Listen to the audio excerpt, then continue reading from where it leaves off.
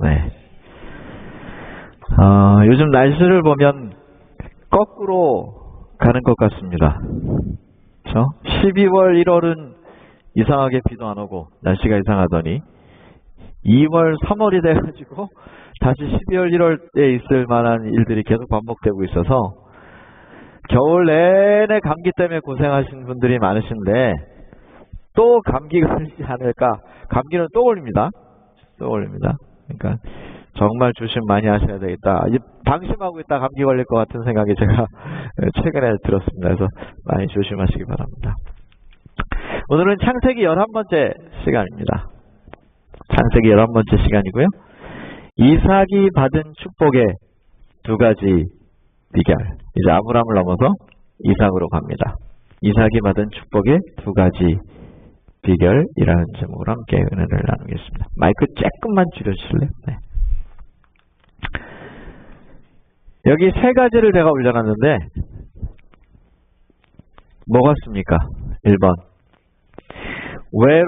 이론은 외국에서, 실전은 국내에서. 두 번째, 직장은 내 힘으로. 세 번째, 경영수업 기초는 말단 서원부터 차근차근. 자, 이게 뭐 같습니까? 우리하고 크게 상관없는 겁니다. 여기 뭐냐면 대기업 회장들이 2세, 3세들 교육할 때, 경영 수업을 시킬 때 주로 이런 방법을 씁니다. 옛날에는 그냥 돈이 많으니까 자녀들이 좀 허랑방탕하게 사는 경우가 꽤 있었습니다. 그래서 망나니처럼 그런 경우가 많았는데, 그렇게 하다 보니까 1세대, 경영 1세대 하시던 분들이 이제 나이가 많이 들어서 돌아가실 때가 되거나 이미 돌아가신 분들도 있잖아요. 삼성이나 뭐 현대는 다 돌아가셨죠. 그죠? 그러고 보니까 이제 2세들이 나와야 되는데 2세들을 교육하지 않으면 그 회사가 어떻게 될까요? 옛날처럼 그냥 가게 하나 문 닫아야 되는 수준이 아니라 한국에 있는 큰 회사들은 이미 몇십만 명씩 먹여 살려야 돼요. 미국도 그렇지만 말이죠. 그러니까 한 사람이 삐딱 잘못하면 굉장히 많은 파급 효과가 있어요. 제가 한의를 좀 공부하면서 왜 사람들이 한의대를 졸업하고도, 제가 한의대를 졸업하려고 하니까 돈이 꽤 들더라고요. 네? 그 겁 없이 제가 덤볐어요.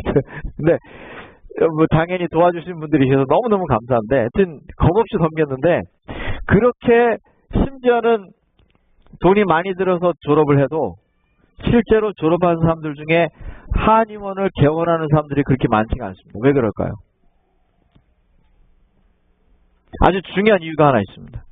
뭐 경쟁력이 뭐 어쩌고 뭐, 여러분 아직도 이 미국인 사회로 들어가서 영어말 조금 할 줄 알면 얼마든지 뭐 문제 없습니다.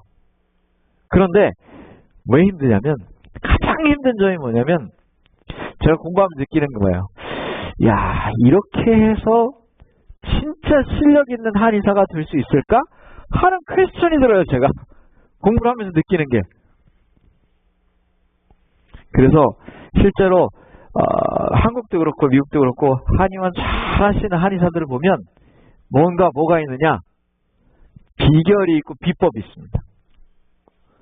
그래서 어떤 집들이 좀 잘하냐면, 대대로 이어내려오는 아버지가 한의사였는데 아들이 한의사다. 그러면 조금 나을까요? 낫다 뿐입니까? 사실 전에 우리 교회 다니던, 지금 이제 올림픽에 다닙니다만 우리 일정이, 이제 우리 청년들 잘 아시죠? 일정이도 한의사가 됐어요.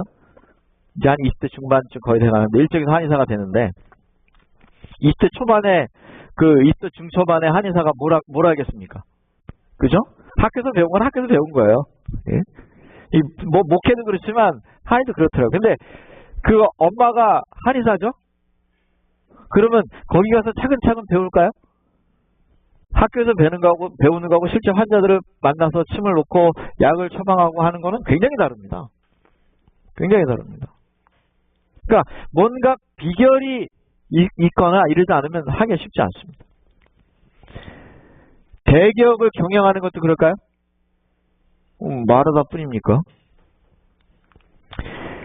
그런데 이런 게 있으면 좋을까요? 제가 재미난 책을 하나 찾았는데 생활 속의 지혜, 비결 모음집이라는 책이 있어요. 이게 언제 나온 책인지 제가 정확하게 기억이 안 나는데 그 당시에 5,000원밖에 안 했어. 5불밖에 안 하는 책이에요. 요새 뭐 5불짜리 책이 있습니까? 5불짜리 책이 어디 있어요 요새? 심지어는 제가 한의 공부하면서 보니까 200불 넘는 300불짜리 책도 있습니다. 네, 책이 굉장히 비싸요. 근데 이 책에 보면 뭐가 나오냐면 342가지의 비결이 적혀 있어. 근데 여기 보면 재밌는 거 많아요. 소나기 속에서 안 꺼지는 불꽃. 제가 그냥 중간중간에 몇 개 따봤어요. 계속해서 방귀를 나오게 하는 방법. 방귀를 계속 나오게 하는 방법도 있대요. 세상에 별 비결도 다 있어 참. 불 없이 라면이나 국을 끓여 먹는 방법. 고양이처럼 쥐를 잘 잡는 개를 잘 길렀는데 고양이가 아니라 개가 쥐를 잘 잡게 교육을 하는 방법. 그 다음에 귀여운 강아지로 머물게 하여 큰 개가 안 되게 하는 방법. 높은 산을 숨 안 차고 계속 오르는 방법. 이거 괜찮네요. 하루 종일 오줌을 참는 방법. 이거 별 좋은 거 아닌데 세상에 살다 별게 다 있어요. 검은 피부색을 바꾸는 비법. 이거 괜찮습니까? 며칠 동안 잠을 안 자도 끄떡 안 하는 비법. 엄동설안의 작업에서 추위를 안 느끼게 하는 비법. 검은 얼굴을 희게 하는 방법, 비법. 눈썹이 빠지는 것을 막는 비법. 노인도 눈이 어두워지지 않는 비법. 암의 무서운 통증을 멈추게 하는 비법. 간경화에 바르는 약을 만드는 비법. 반신불수의 97% 이상을 회복시키는 눈꺼풀 비열. 고질 피부병의 특효 비법. 동굴 건강원의 기적. 여러분 이게 제가 그냥 중간중간 제가 하다가 너무 귀찮아서 요만큼만 올려놨는데 342가지의 비법이 적혀있는 책이에요. 제가 두 가지를 생각했어요. 첫째, 내용을 안 보고 제목만 봤지만 이 책 내용대로만 하면 대단하다 안 대단하다? 대단하다. 이야, 무슨 수로 오줌을 하루 종일 참는 비법이 있을까 세상에. 난 보다 별거 다 보네요. 또 한편으로 드는 생각, 너무 많은 이야기의 비법이 그리고 사람들이 굉장히 어려워하고 때로는 불가능해 보이는 것들을 비법으로 적어놔서 신뢰가 간다 안 간다? 한편으로는 신뢰가 간다. 이거 믿을 수가 있어야지. 근데 사람들이 이런 비법이나 비결에 관심이 많을까요? 제가 이 백젠에서 한 7년 정도 일을 하면서 느끼는 게 7년째 일하면서 느끼는 게 뭐냐면 아무리 생활 습관 얘기를 해도요. 다 알지만 사람들이 원하는 건 뭐냐면 당장 낫길 바래요. 당장. 그냥 여기만 왔다 가면 이 문을 나가는 순간에 벌써 통증이 싹 사라지길 바래. 그래서 제가 가끔 고민을 해요. 그럼 비법이 없을까? 그러니까 병이 낫는 거는 나중 문제예요. 나중 문제고 당장 사람들이 좀 느낄 만한 그런 거 없을까? 여러분 왜 백트는 힐링 세미나가 왜 이렇게 잘 먹히는지 아십니까? 이 힐링 세미나, 건강 세미나는요, 두 가지 종류가 있습니다. 여러분들도 우린 백패드니까 잘 기억하셔야 돼요. 건강 세미나는 두 가지 종류의 건강 세미나가 있습니다. 첫 번째, 저희가 하는 것은 실제로 일주일 동안에 스스로 치유가 좀 됩니까? 자신 없으세요? 뭐 대부분 경험해 보셨잖아요. 살이 빠지거나 뭐 당뇨나 고혈압이나 심지어는 자가면역 질환 같은 경우도 일주일 만에 조금 좋아지거나 뭐 완전히 정상으로 바뀌는 경우도 심심찮게 많이 있습니까? 그러니까 건강 세미나는 첫 번째, 치유가 병용되는 건강 세미나가 있어요. 두 번째, 어떤 건강 세미나가 있냐면 예방용 건강 세미나가 있습니다.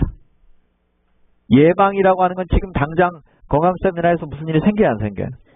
안 생기죠. 그냥 일주일 내내 저녁에 뭐만 하는 거예요? 강의만 하는 거야, 강의만. 그러면 아 그렇구나 라고 가서 듣는 거예요. 자, 그렇게 하면 집에 가서 실천할까요? 이 두 가지는 다 좋은 겁니다. 그러나 다르죠. 근데 왜 저희 힐링 세미나가 많이 먹히느냐? 여기저기서 막 저는 뭐 타이틀도 없는데 왜 이렇게 초청도 많고 그러냐? 그러면 실제로 일주일 안에 뭔가가 일어나기 때문에 그래요. 사람들은 그걸 원해. 그러니까 뭔가 비결이 있어요. 우리 백대는 힐링센터도 뭔가 비결이 있을까요? 비결이 있어요. 저도 생각을 안 해봤는데 이제 뭐 한 6월 달에 어디에서 좀 와주십시오. 그래서 그 교회에서 직원에서 했다 그래서 제가 뭐 어떻게 하면 됩니까? 그래서 프로그램을 이렇게 뭐가 좋냐 그래서 프로그램이 이런 게 있습니다. 그랬더니 그걸 좀 달래요. 그래서 제가 오늘 아침에도 한 3가지 정도를 보내줬어요. 옛날에 처음에 우리 할 때는 주스만 많이 했어요. 그러다가 중간쯤에 우리가 과일 갖고 해본 적도 있어요. 그죠? 그러다가 지금은 더 많이 빌드업 돼가지고 막 뭐라고 불러야 될지도 몰라. 이건 주스법도 아니고 주스도 들어가고 효소도 들어가고 다양한 게 들어가죠. 그죠? 그래서 제가 굳이 뭐라고 이름을 못 붙일 것 같아서 거기다 멀티 테라피라고 적었어요. 멀티 테라피. 아 여러 가지가 다 들어가니까 나중에 뭐라고 좋은 말 하나 지어야 되겠어요. 멀티 테라피라고 적었어요. 사람들이 근데 어디 관심 많냐? 아니 이런 걸 해도 배는 좀 안 고팠으면 좋겠고 그래야 안 그래요? 배도 안 고파야 돼. 배고프면 별로 안 좋아요. 그 다음에 치료는 조금 일어나 많이 일어나. 많이 일어났으면 좋겠고 그리고 어떻게 다 채우겠습니까? 그러나 나름대로 시간이 지나면서 이제 비결이 쌓인 게 있더라는 거죠. 꼭 이런 거 아니더라도.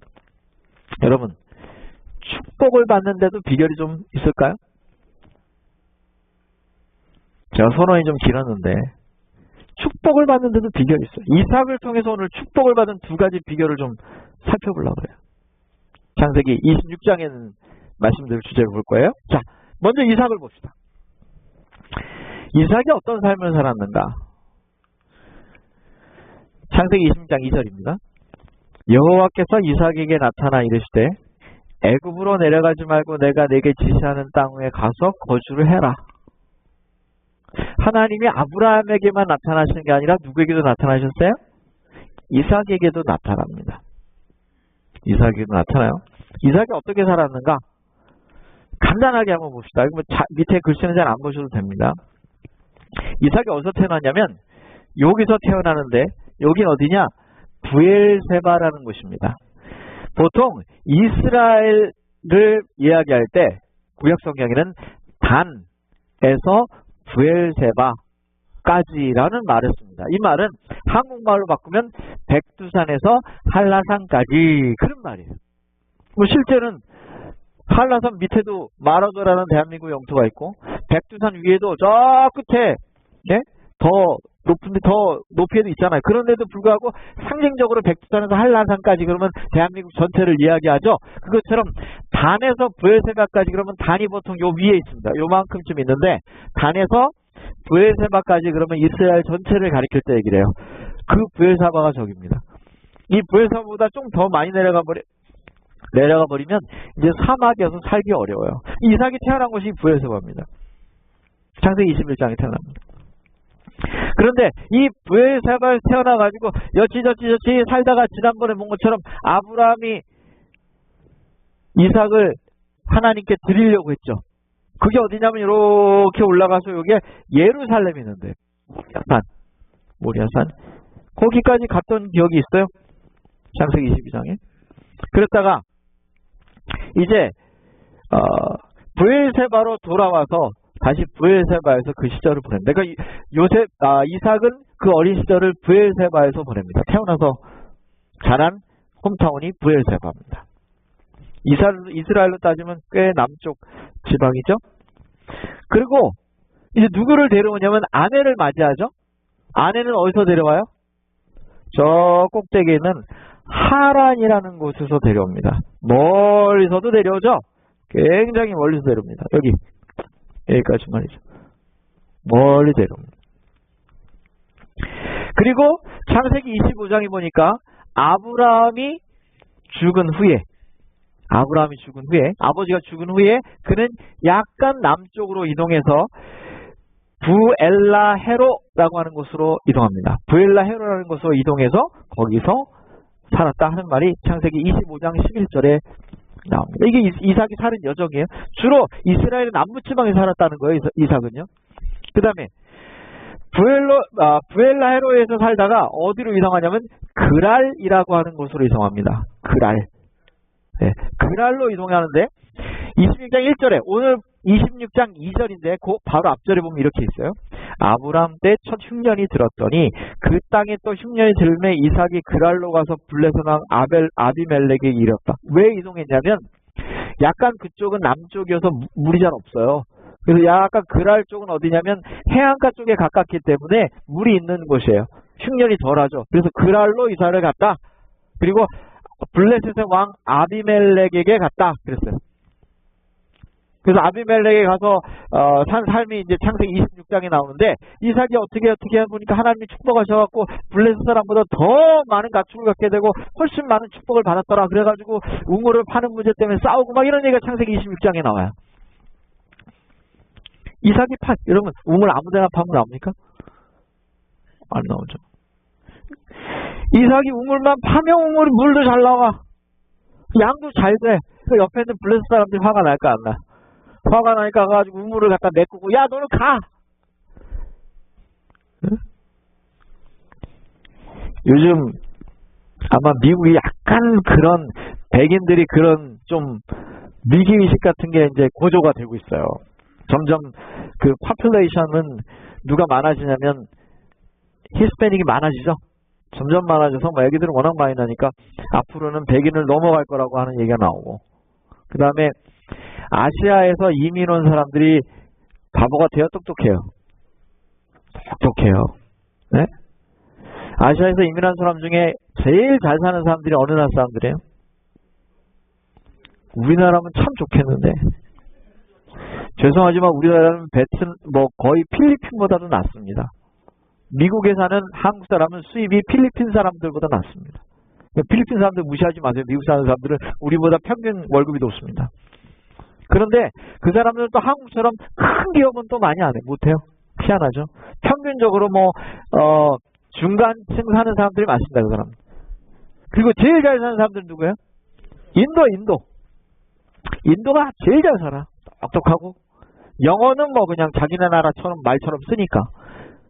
제가 참 아쉬운 게 한국 사람들이 만약에 영어를 우리나라 한국말처럼 했다 하면 무조건 1등일 건데 말할 것도 없는데 그죠? 그런데 어쨌든 한국 그 다음에 중국 사람들 많습니까? 중국 사람들이 또 머니 파워가 있잖아요. 그죠? 중국 사람들 그 다음에 인도 사람들 그 다음에 중산층으로 꽤 가고 있는 필리핀 사람들 그 다음에 베트남 사람들이 최근에 와가지고는 굉장히 많습니다. 이런 아시아 사람들이 와가지고 점점 이제 이 아시아 사람들은 맨 바닥에서 살지 않습니다. 이렇게 최대한 하여튼간 올라오려고 노력을 하기 때문에 그래서 이런 것 때문에 히스패닉 인구는 늘어나고 아시안들이 점점 똑똑한 사람들이 와가지고 저 실리콘밸리 막 계속 차지하고 백인들이 어떤 의식을 가질까요? 위기의식을 가져. 그래서 여기 블레셋 사람들이 이삭에게 했던 것처럼 자꾸 이민 이제 못 오게 하고 자꾸 규제를 하려고 하는 거예요. 똑같은 거예요. 그럼에도 불구하고 여기 보면 이삭이 어떻게 하냐면 그래요? 니네 왜 우리가 파는 우물 막아? 그리고 싸우지 않아요. 그 막으면 또 옆에 가서 파고 막으면 또 옆에 가서 파고 이삭이 그렇게 해요. 참 이삭 보면 얼마든지 내가 이거 팠는데 이거 왜 이걸 막았냐고 싸울 수 있는데 말이죠. 자, 그러고는 그 그랄에서 어떻게 하냐면 도저히 이제 안 되겠다. 야, 니네 자꾸 싸우기도 하고 너네 너무 잘 되니 너네가 좀 가라. 플레스 사람들이 그래요. 그래가지고 이삭이 어쩔 수 없이 어떻게 해요? 너무 잘 돼도 그래서 안 돼. 너무 잘 돼도 이렇게 쉽게 하게 되죠. 저를 가라. 그래서 어쩔 수 없이 어디로 돌아오냐? 부엘세바로 돌아와요. 나중에 이제 20장 끝에 보면 이삭이 거기에서부터 브엘세바로 올라갔더니 다시 돌아옵니다. 그랬더니 그날 밤에 여호와께서 그에게 나타나서 나는 아브라함의 하나님이니 두려워 말라. 뭐 이삭에게 또 나타나셔서 이삭을 또 축복하는 장면이 나온단 말이죠. 이게 이삭의 여정이에요. 그래서 이삭은 이제 나중에 35장에 보니까 이삭이 나이가 많이 들어서 이제 기운이 지내서 죽는데 어디 가서 죽냐면 헤브론에 가서 죽어. 이 헤브론은 누가 있는 곳이에요? 아버지의 묘가 있는 것, 어머니의 묘가 있는 곳. 거기 조상의 묘가 있는 곳에 가서 자기도 죽어요. 살기는 요 브엘세바를 중심으로 살았어요. 여기서 내려왔다 올라갔다 삼각형으로 왔다 갔다 하다가 여기 가서 묻혀요. 이게 이삭의 삶이에요. 브엘세바에서 태어나서 그렇게 그 주변에 살다가 결국은 조상의 묘에 묻히는, 이게 이제 이삭의 여정과 삶이에요. 그런데 창세기 20장 3절을 보니까 이 땅에 거류하면 내가 너와 함께 있어 내게 복을 주고 내가 모든 땅을 너와 내 자손에게 주리니 내가 내 아버지 아브라함에게 맹세한 것을 너에게 이룰 거다. 하나님 뭐라고 하시냐? 근데 이삭아 너 이 땅에 살아라 그래. 그래서 이삭이 어디로 안 가냐면 애굽으로 가려고 그러는데 하나님이 가지 마라 그랬어요. 안 가요. 그 땅을 지켜요. 다른 데로 멀리 가자고, 심지어는 그 이스라엘의 북쪽으로도 가지 않고 이스라엘 남쪽에서만 하나님이 지시하신 대로 그 땅에서 끝까지 살다가 아버지가 계신 헤브론으로 돌아가서 거기서 죽어요. 하나님이 그렇게 얘기하셨단 말이죠. 여기 살면 내가 너에게 복을 주겠다. 이 땅을 뭐해라? 잘 지켜라.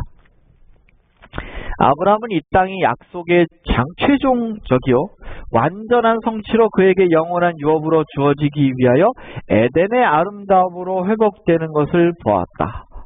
하나님이 아브라함에게 땅을 주셨을 때 아브라함은 이 땅에서 에덴 동산처럼 회복될 것이구나 라고 하는 걸 이미 보셨다. 그렇게 여기 부조선지자는 얘기가 되어 있어요.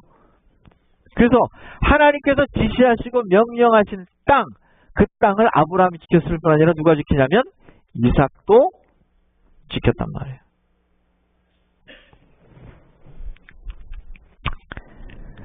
가장 많은 전쟁의 원인이 뭘까요? 전쟁의 원인은 많습니다만 추론해보면, 이게 좀 조사를 해보면 가장 많은 전쟁의 원인은 뭐였냐면 땅이에요. 땅. 지금도 땅이에요. 이 전쟁을 뭐라고 표현하냐면 참 잔혹한 일이지만 땅 따먹기라고 표현해요. 땅 따먹기라고 아세요? 옛날에 땅에다 크게 그려가지고 요만한 돌로 이렇게 탁 쳐가지고 이렇게 하고 들어오면 쫙 끽 하면 이거 우리 땅. 그래갖고 집을 점점점 늘리는 거 생각나세요? 어렸을 때 땅 따먹기 했잖아요. 많이. 전쟁이 그거 갖고 왔다는 거예요. 땅 때문에 전쟁을 하더라고요. 실제로 한국과 일본, 러시아와 일본, 중국과 일본이 땅 때문에 지금도 으르렁대고 있습니까? 으르렁대고 있죠. 독도에 관해서는 생각만 해도 신경질이 나죠, 한국 사람들은. 왜 멀쩡한 우리나라 땅을 말이야 하고 신경질이 좀 나요, 안 나요? 저는요, 일본에 제가 한 2번 정도 가봤는데, 일본 사람들 참 좋아요.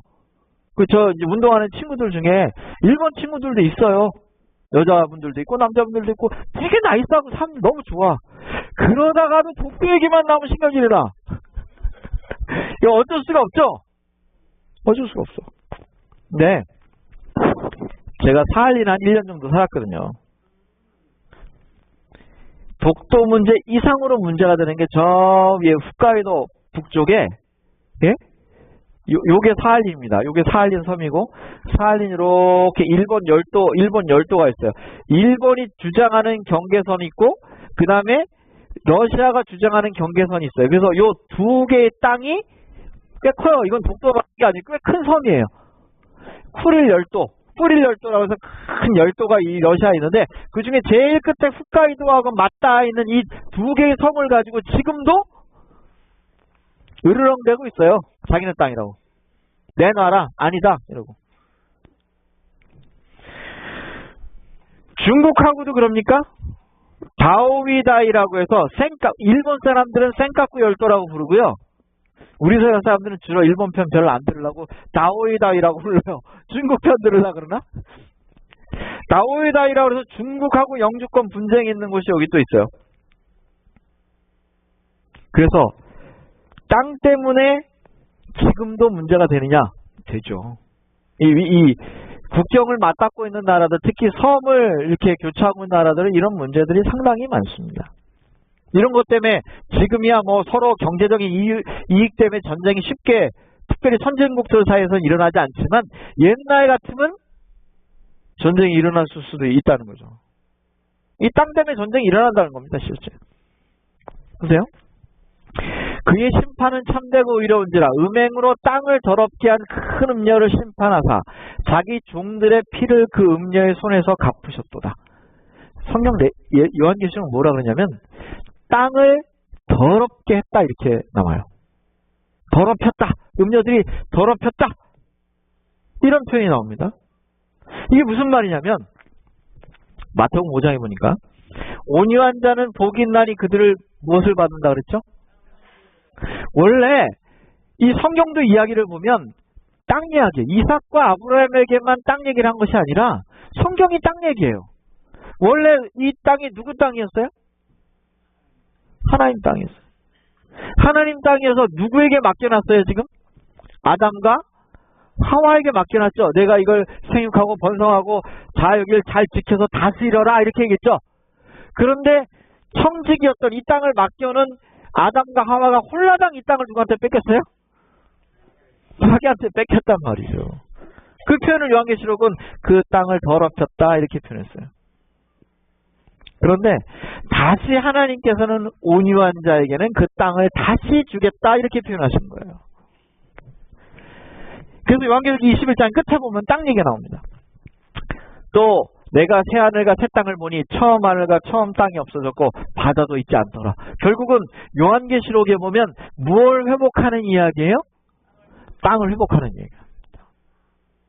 그래서 아브라함과 이삭 이야기만 볼 때는 아브라함아 내가 너에게 땅을 줄게. 이 땅에 살아라. 이삭아 이 땅에 살아라 하는 말이 무슨 말인지 잘 모르는 것 같지만 성경을 쭉 관통해서 보면요. 하나님이 아브라함에게 땅을 주신 이유, 이삭아 그 땅을 잘 지켜라 하는 이유는 하나님께서 그 땅을 이스라엘 백성들에게 주시고 그 땅을 회복시키려고 하는 거예요. 이건 영적으로 어떤 의미를 가지고 있냐면 죄를 지어서 이 땅에 빼앗긴, 이 땅의 소유권을 사단에게 빼앗긴 이것을 하나님이 되찾아오시기 위하여 이 땅을 유지하기 원하신 거예요. 그래서 결국 아브라함과 이삭과 야곱의 그 후손의 다윗의 후손에서 누가 나오세요? 예수님이 나오고 그 예수님이 결국 그 땅을 뭐 하는 거예요 지금? 회복하려고 하는 거예요. 이게 지금 성경 얘기예요. 땅 얘기. 성경도 땅 때문에 전쟁을 하고 있는 거냐? 그렇게 보니까 맞네요.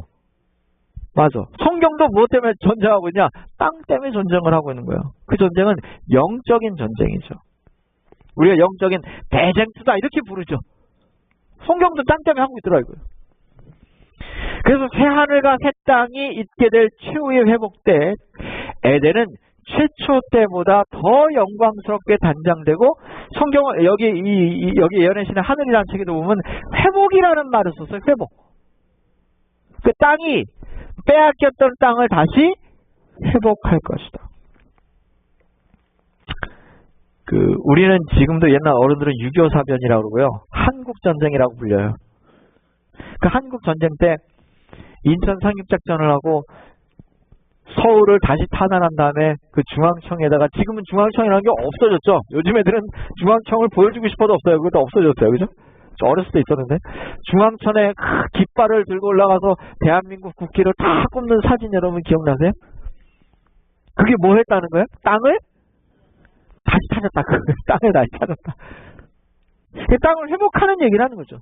그래서 이삭에게 그 땅을 다시 맡기고 너 잘 지켜라. 그러니까 지금도 팔레스타인 사람들이 자기네 땅이라고 우기지만 원래 그 전으로 올라가면 이 땅은 이스라엘의 그 전신 아브라함의 그 전신이었던 쭉 올라가면 아담의 후예들이, 그죠? 그래서 하나님께서는 이 땅을 잘 회복하기로 하셨어요. 사실 땅을 회복한다는 말이 이 땅만 회복하는 것이 아니라 영적으로 이 소유권, 영적인 소유권 자체를 다시, 이 땅은 사실 이스라엘 땅만 얘기하는 게 아니죠. 지구 전체를 가리키는 거예요, 어떻게 보면. 근데 이거는 상징적인 의미를 가지고 있다는 거죠. 땅에 대한 상징이에요. 그 땅에 대한 상징을 정리해보면, 첫째, 에덴 동산은 창조 당시에는 거룩한 땅이었어요. 여러분, 요즘 학자들이 에덴 동산이 어디였느냐, 성경학자들, 과학자들, 지질학자들 다 고민하는데 가장 유력한 장소가 어디냐면, 네? 이라크 쪽이에요. 그런데 이라크가 아니고 예루살렘 근처일 수도 있다는 주장도 꽤 만만치 않습니다. 그 근거 중에 하나가, 에덴 동산은 4개의 강이 흘러요. 그 4개의 강이 다 전후 좌우로 흐르고 그 강의 이름들을 찾아보면 이라크 근처일 것이다 라고 주장하는 사람도 있고, 또 예루살렘 근처일 것이다 라고 주장하는 사람도 있어요. 어쨌든 중요한 건 그 거룩한 땅이 에덴 당시에는 거룩한 땅이었고 하나님의 소유였어요. 근데 그게 어떻게 돼 있느냐, 에덴 동산에서 쫓겨나죠. 사단한테 홀라당, 요즘으로 말하면 홀라당 사기당이에요. 사기당해가지고 사단이 탁 뺏어요. 그 증거가 어디 나오냐, 누가복음 4장 6절에 보면 예수님께서 광야에서 40일 동안 금식하신 다음에 시험을 받죠.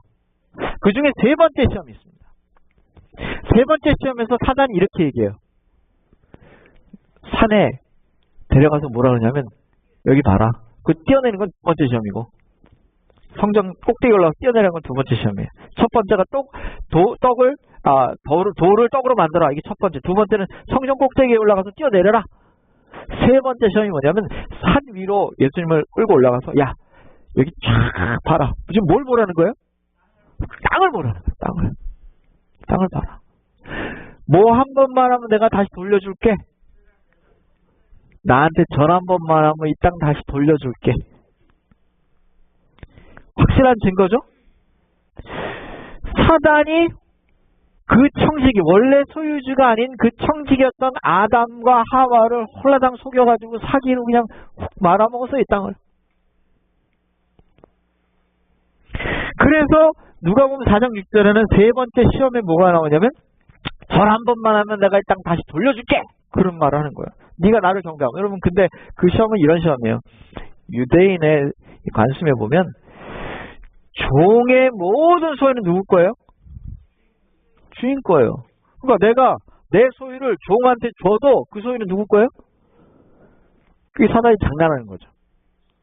만약에 예수님이 사단에게 절한다는 표현은 이제 예배하다 그런 말이에요. 그럼 예배하고 경배하면 사단을 모시는 거잖아요. 그러면 예수님한테 다 그 땅을 줘도 누구께 돼? 다시 사단께 되죠. 예수님 뭐라 그러냐면, 사단아 물러가라 그래요.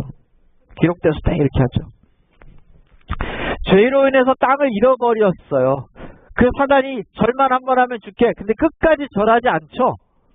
십자가에 내려오지 않으시죠. 그리고 땅을 회복하는 이야기예요, 이게. 그래서 결국 새하늘과 새 땅이라고 하는 요한계시록 21장의 이야기에 보면 에덴이 회복됩니까? 그 새하늘과 새 땅이라는 말은 에덴의 회복, 즉 땅의 회복을 얘기하는 겁니까? 그렇습니다. 그래서 구원받을 자가 뭘 기업으로 받느냐? 회복된 에덴 동산, 즉 새하늘과 새 땅을 기업으로 받는다. 그게 팔복 중에 나와.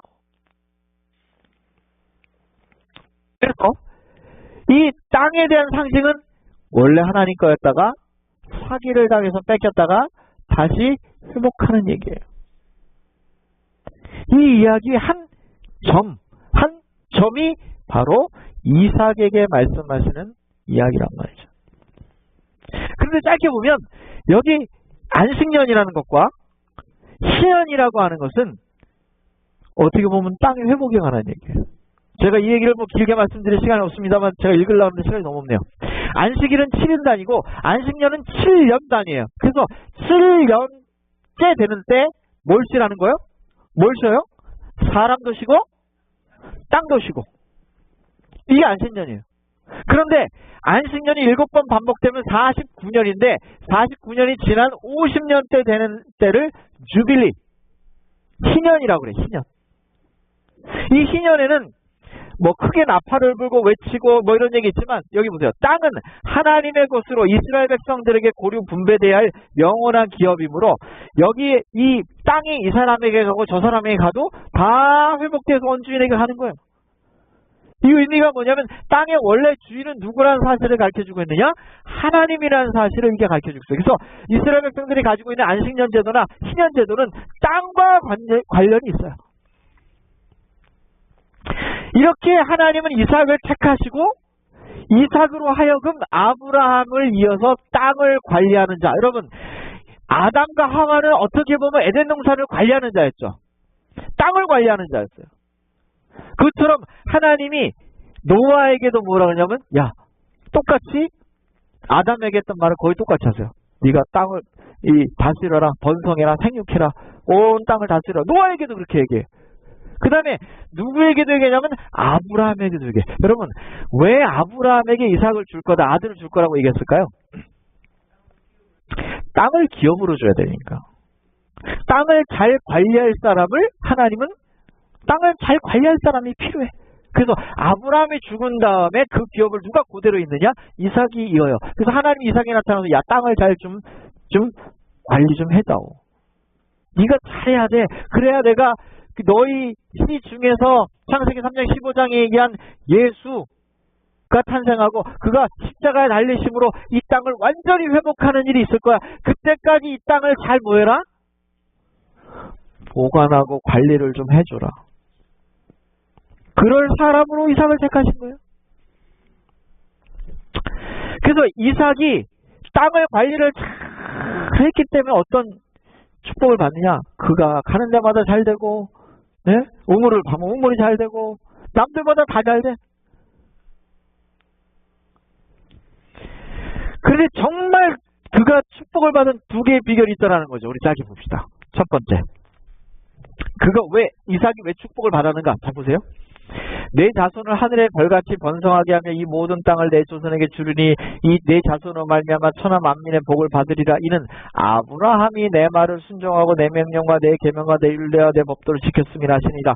이삭에게 지금 얘기하면서 뭐라 그러냐면 내가 너에게 땅을 주고 네 후손들에게 다 땅을 주겠다. 그런데 이런 축복을 너에게 주는 이유가 뭐냐면 누구 때문이다?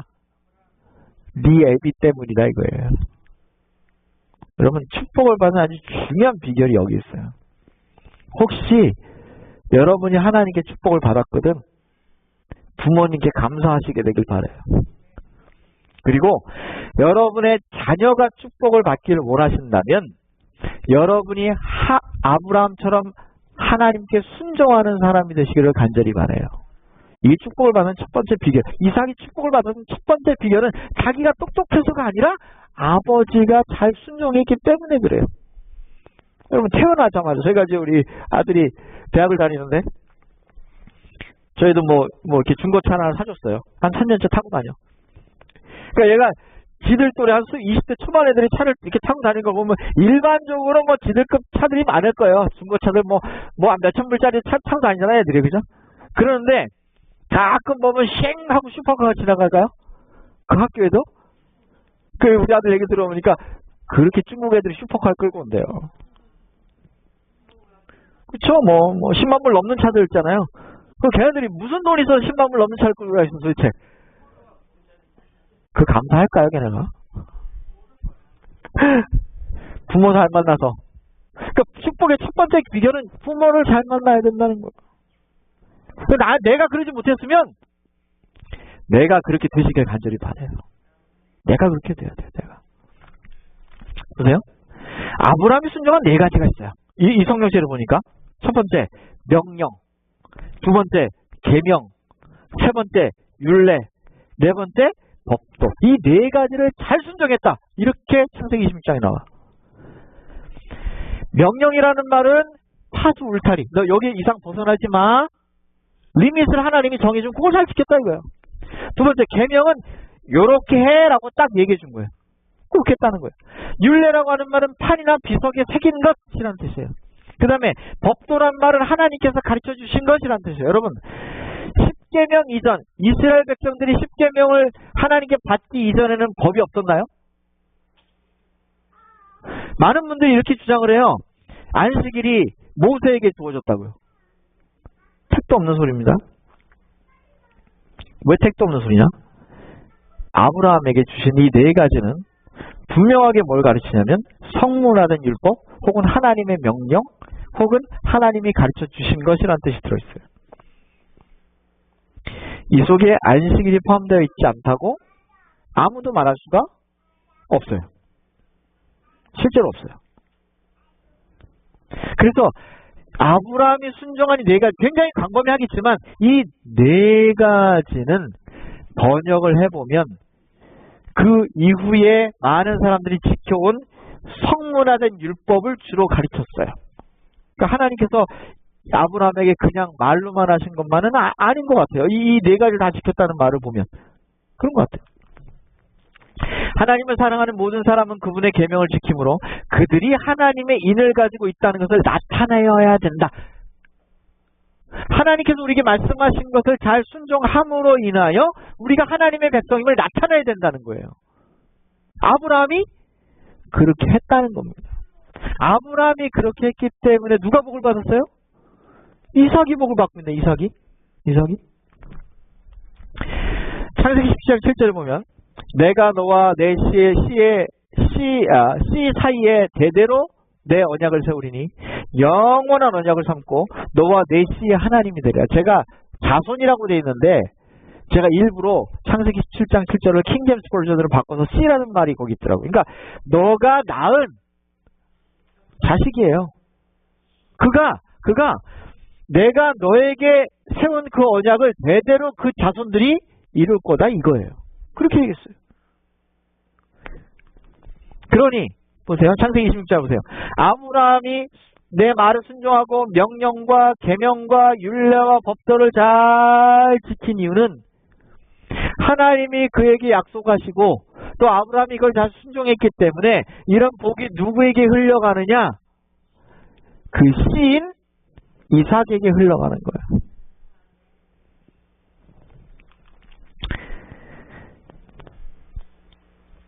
유전이 됩니까? 제가 짧게 보죠. 10가지가 유전된다. 유전되는 게 수도 없습니다만 그런 책 이야기가 있어요. 첫 번째, 깜깜한 데 갔다가 밝은 데로 갑자기 나오면 재채기 하는 사람 있어요? 이게 유전이랍니다.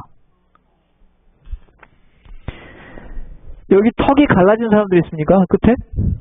이 턱 모양이 유전입니까? 턱 모양이 유전이랍니다. 특별히 이 갈라진, 요 끝에가 갈라진 사람 있어요. 여러분, 옛날에 미국 영화 배우 중에 무슨 더글라스인가? 여기 갈라졌죠? 그 유전이랍니다.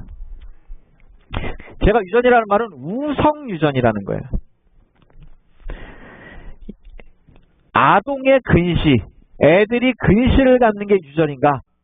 유전이랍니다. 우성 유전이래요. 그러니까 부모님이 근시면 애들도 근시. 새끼손가락이 이렇게 안쪽으로 휜 사람들이 있습니다. 이렇게 휜 사람들. 이게 우성 유전이랍니다. 그러니까 내가 새끼손가락이 휘었으면 애기들 새끼손가락이 휜대요. 휜대요, 이렇게. 그 다음에 보조개가 우성 유전이냐? 보조개는 우성 유전이랍니다. 부모가 있으면 있을 확률이 매우 높대요. 그 다음에 눈동자 색깔도 유전이 됩니다. 특별히 눈동자 색깔은 우성 유전입니다. 7번째, 귓볼이요. 귓볼. 이 귓볼이 유전이랍니다. 귓볼이 유전이래요. 귓볼이 유전인 건 되게 중요합니다. 이 귓볼은 한방에서는 신장의 기운을 가리켜요. 그래서 이 귓볼이 유난히 짧고 얇은 사람들은 신장이 약한 사람들입니다. 내가 귓볼을 만져봐가지고 귓볼이 이게 연세가 드시면 점점 얇아집니다. 귓볼이. 한방에서는 신장의 기운이 떨어져서 그래요. 신장의 기운이 떨어지면 노화가 팍팍팍 옵니다. 김벌 유전입니다. 그 다음에 저는 이거는 유전인 게 잘 모르겠는데 어쨌든 여러분 한번 이렇게 익혀보세요. 손을 한번 끼워보세요. 어느 쪽이 위로 올라갑니까? 오른쪽이 위로 올라갑니까? 왼쪽이 위로 올라갑니까? 다 다르죠? 희한하게 이게 또 유전이라네요. 나 이건 잘 모르겠는데 이게 유전이라고 나와있어요. 네? 무의식적으로 이렇게 할 때 사람들이 왼손 엄지가 위로 올라오는 것, 그런 사람들이 있대요. 근데 대부분 오른손이 올라가는 경우가 많은데 왼손이 위로 올라가는 사람들이 있대요. 그 유전인가 한번 찾아보세요. 그러신 분들. 그 유전이라고 나와 있더라고요. 왼손 엄지가 올라오는 사람. 누가 왼손 엄지 올라? 그거 같이 집에 가서 확인해 보세요. 진짜 유전인가? 뭐 이 책에는 유전이라고 돼 있더라고요. 그 다음에 손가락 사이에 털 나는 거 있잖아요. 이게 또 유전이래. 그래가지고 그 여자분들이 아이들이 말이에요. 사춘기 때 여기 털 나는 데 굉장히 싫어합니다. 근데 이게 유전이래요. 마지막. 요거는 확실히 유전입니다. 혀가 말리느냐 안 말리느냐. 혀가요. 저는 이렇게 접을 수 있어요? 혀를 이렇게 접을 수 있어요? 이렇게 접히거나 혀를 이렇게 뒤틀어 보세요. 이렇게 뒤집을 수 있어요? 그 다음에 혀를 이렇게 동그랗게 혀를 이렇게 말 수 있어요? 안 되시는 분들 그 유전입니다. 안 되는 분들 집에 가서 확인해 보세요. 그 유전이에요. 심지어는 저는 안 되는데 이렇게 희한한 모양으로 혀를 이렇게 저건 죽었다 깨나도 저는 안 돼요. 되는 사람 있어요? 되는 사람 있으면 이따 끝나고 좀 보여주세요. 이거 가끔 있어요. 이거 이렇게 되는 사람 가끔 있는데 이게 희한하게 유전이랍니다. 혀가. 그래서 내가 혀가 그거 안 되면 우리 애들도 똑같이 해도 안 됩니다. 유전이에요. 유전. 여러분 믿음도 유전자 속에 들어갈까요? 성경으로 얘기해 봅시다. 창세기 1장 26절은 하나님이 인간을 만드실 때 누구의 형상으로 만들었다 했어요? 이 형상이라고 하는 말은 겉에 쉐입만 말하는 건 아니에요. 두 번째, 전도서 3장 11절에 보니까 영혼을 사모하는 마음을 우리 마음속에 심어주셨어. 유전입니까? 그런데 무엇도 유전되느냐? 너희 아비 마귀 이런 말이 나와요. 이 요한복음 8장에. 그런 거 보면 뭐도 유전이 돼요? 못된 습성도 유전이 되나 보네. 그 다음에 그래서 성경으로 보면 성선설이 맞아요? 성악설이 맞아요? 성경으로 봅시다. 성경으로 보면 성선설이 맞아요. 원래 선했는데 홀라당 사기를 당해가지고 악하게 됐어. 그런데 그게 쭉 이어져 내려오면서 심지어는 뭐 또 유전이 되더라? 유전자 속에 그런 것까지 들어간대요. 세상에. 잠시 후에 제가 얘기를 좀 해보죠. 그래서 이런 말이 있어요. 윗물이 맑아야 아랫물이 맑다. 그러니까 이삭이 축복을 받은 게 첫 번째 비결이 뭐였어요? 아브라함이 믿음이 있었어요. 아브라함이 믿음이 있었어요. 끝나고 얘기하시죠, 이따가. 이게 그러니까 아브라함 때문에 이삭이 복을 받았더라고요. 그런데 여기서 끝나잖아요. 이걸로 끝나지 않아요. 아무리 아버지가 많은 재산을 물려줘도 한 번에 탕진할 수 있습니까? 있죠. 그래서 요즘에 뜨는 게 있어요. 이삭이 받은 축복의 두 번째 진짜 비결이에요. 두 번째 비결이 뭐냐? 이삭이 그곳에 제단을 쌓고 여호와의 이름을 부르며 거기에 장막을 쳤더니 이삭의 종들이 거기서 우물을 팠더라. 아브라함이 돌아갔어요. 그런데 아브라함이 돌아갔을 때 이삭은 그 신앙을 유지할 수도 있고 안 할 수도 있는 뭐가 있어요? 선택권이 있죠. 그런데 여전히 이삭은 뭘 하고 있어요? 제단을 쌓고 있어요. 여기 성경절에 하나님의 이름을 부르다라는 말을 원어로 찾아보니까 부르다 외치다. 선포하다, 초청하다, 소리 지르다, 그 다음에 재밌는 말 소원하다. 하나님을 부르는 거예요. 하나님 좀 와주세요. 이렇게 하는 거예요.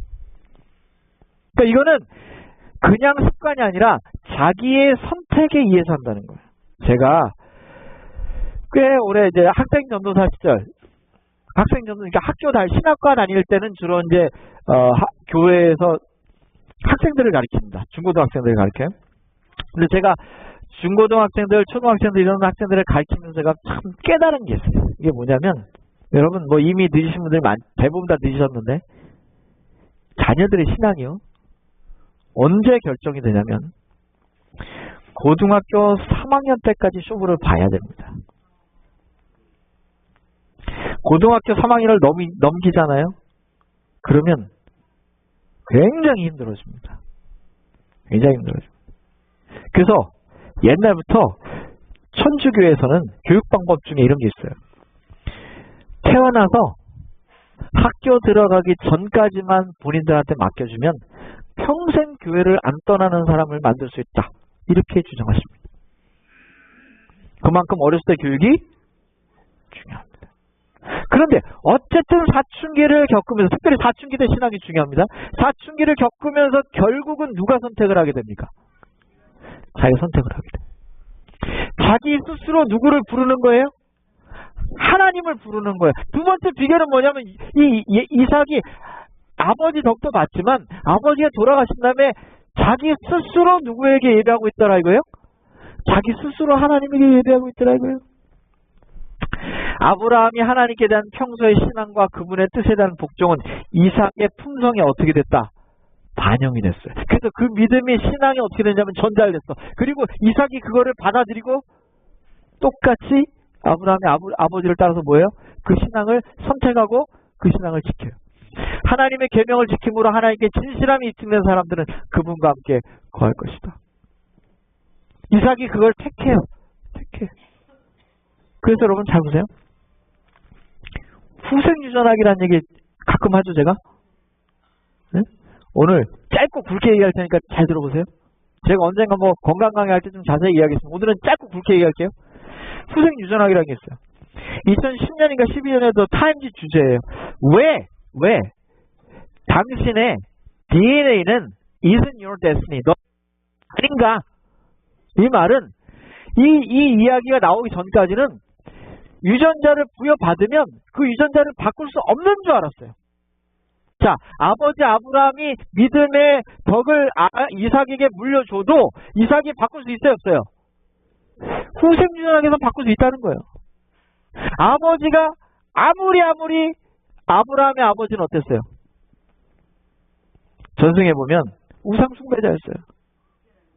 그럼에도 불구하고 아브라함은 하나님께 순종하죠.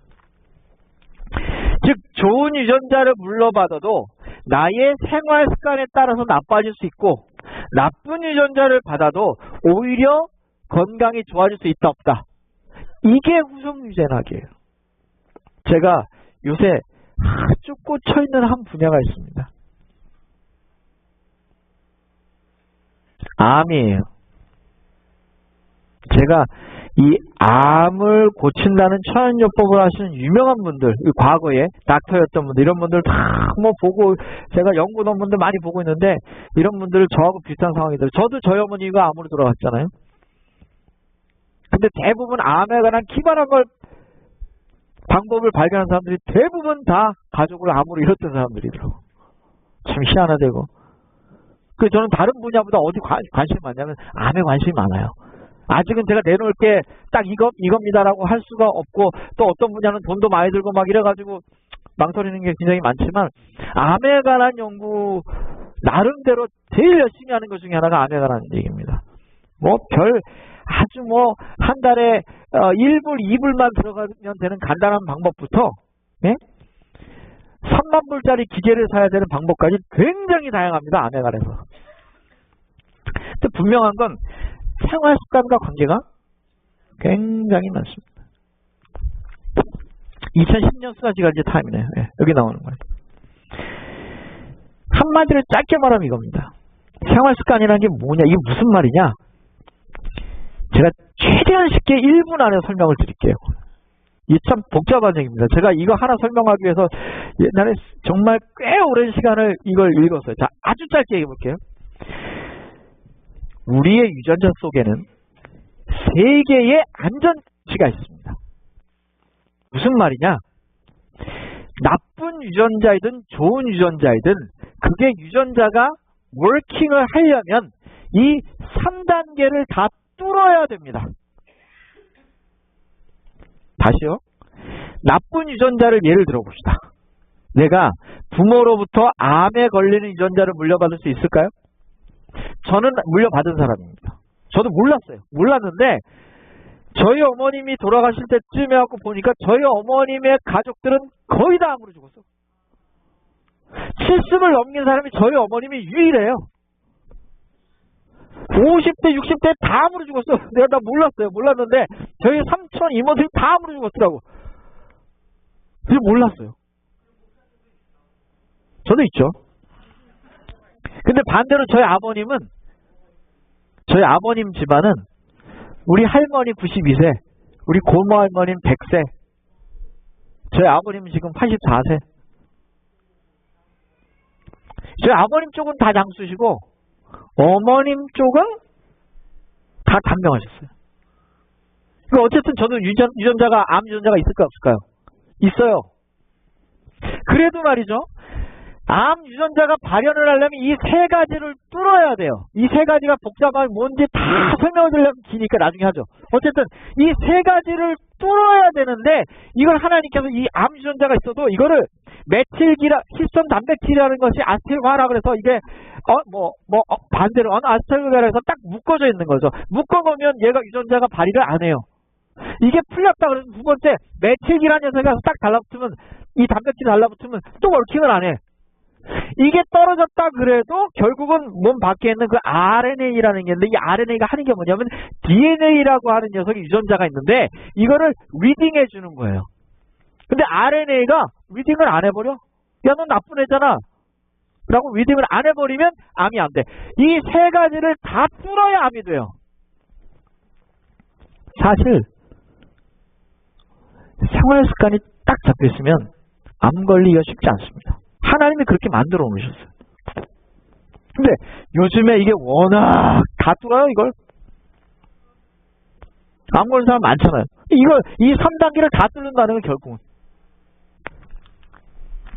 그러면 거두절미하고 그럼 구체적인 건 나중에 건강 강의 때 들으십시오. 후생지정학 건강 강의 때 제가 얘기하겠습니다. 근데 어떻게 하면 더 좋은 유전자 스위치는 켜고, 그러니까 좋은 유전자 스위치가 켜지면 그 3단계가 다 오픈.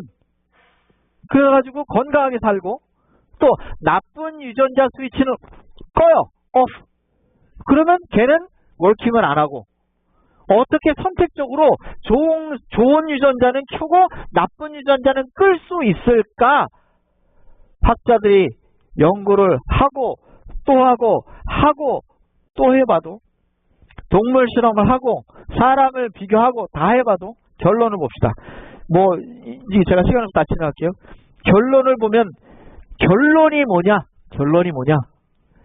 생활 습관이에요. 어떤 연구를 해봐도 약으로 되는 게 없어요, 이게. 주사를 놔가지고 약을 먹어가지고 되는 게 아니에요.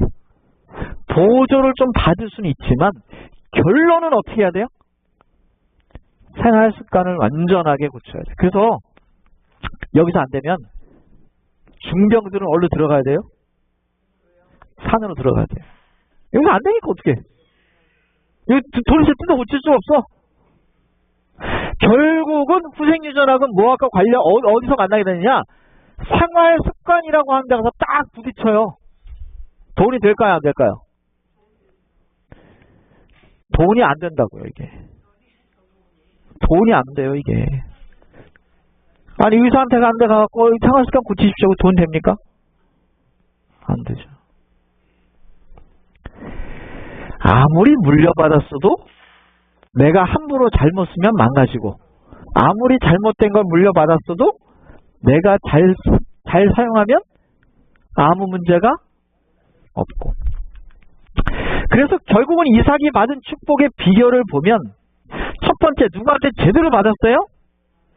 아브라함한테. 아브라함이 명령, 계명, 율례, 법도를 잘 지킨 것을 인하여 아브라함에게 축복했던 것을 누구에게 그대로 물려줘요? 이삭에게. 그래서 누구에게 유전자가 아니야? 이삭에게 그 유전자가 가요. 그런다 할지라도 누가 거절하면 끝이에요. 이삭이 거절하면 끝이야. 그런데 이삭이 어떻게 해요? 올바른 삶, 올바른 예배를 드려요. 그가 하나님을 초청해요. 그리고 그의 삶 속에 자신의 선택으로, 즉 후생 유전학적으로, 믿음도 우선 유전학적이라는 거죠. 결국 아무리, 제가 그런 분들 많이 보거든요. 이게 제가 입 밖으로 꺼내기 제일 무서운 말이 하나 있어요. 뭔지 아세요? 제가 이제 저희 아들이 이제 커가지고 20살이 이제 넘었잖아요. 큰 아들이 20살이 넘었잖아요. 그 둘째 아들은 이제 18인데, 옛날에는 저희 애들이 어릴 때는, 아유, 저 목사님 이제 애들도 교회 안 나오고 무슨 저렇게, 아유, 진짜 저거. 뭔 저러고, 저 아들 자랑이나 하지 말지. 교회도 하나도 안 나오고 밖에 나가서 많이 살고, 근데 그렇게 아들 자랑을 해. 그 옛날엔 그런 생각이 들었어. 근데 지금 애들이 크고 보니까 제일 조심하는 게 뭐냐면, 야, 나중에 우리 아들이 교회 안 나오면 어떡하지? 그게 너무너무 걱정이 돼요. 사실 목사들 사이에서 그런 게 있어요. 말은 안 하지만 교회 안 나오는 아들을 자랑하는 목사는 진짜 팔불출이에요. 목사들끼리 하는 얘기예요. 얘기는 안 해. 이해 가세요, 선생님? 이게 왜 그러냐면 누워서 침 뱉기거든요. 나중에 우리 아들 나중에 안 나오면 어떻게? 그렇잖아요. 근데 그건 누구의 선택이에요? 자기 선택이에요.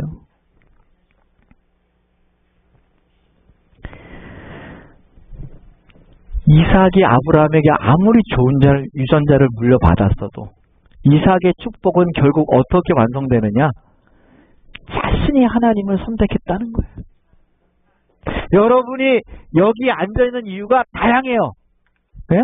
내 선택 때문에 왔을 수도 있고 누군가의 유전자를 받고 왔어요. 누군가의 인도를 받고 왔을 수도 있어요. 그러나 결국은 누구의 선택이 중요해요?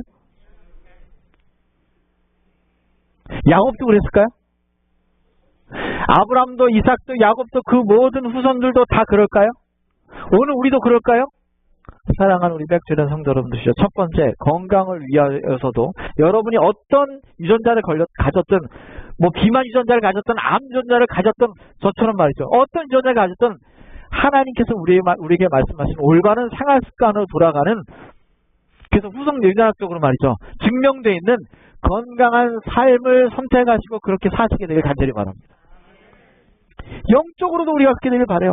아무리 좋은 유전자를 물려받고 아무리 좋은 것, 아무리 하나님께서 뭐 어떻게 하시고 이렇게 해도 내가 하나님을 선택하지 않으면 아무 소용이 없는 것입니다.